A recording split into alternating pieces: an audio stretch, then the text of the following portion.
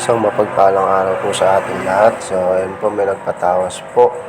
Masakit daw po ang kanyang tagiliran, binti, at kaliwang braso hanggang sa ulo. Tignan po natin sa tawas natin sa papel kung spiritual po ba o material ang kanyang sanhi ng nararamdaman. So, hindi po lahat ng may hulma ng muka ay puro spiritual.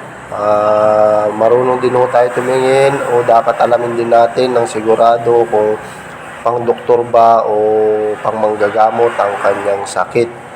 Tignan ho natin sa ating tawas sa papel ang kanyang magiging resulta. Ayan o, gaya ho na yan, may hulma ng muka. So, hindi ho lahat ng may hulma ng muka ay puro spiritual. So, sa pinanggagalingan po ng sakit niya na yan, ay tama po ang kanyang bato sa bato. At may infection na rin po siya sa ihi, may UTI na rin po siya. So, malapit na po, papunta na po sa opera ang ganyan po na kanyang sakit na bato sa bato. Yan po, yung sinedan po natin na yan.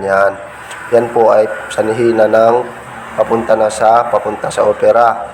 So, bali dito naman po sa baba, kung napapansin nyo po sa bandang kaliwa, yan naman po ang tinatawag na infection po sa ihi.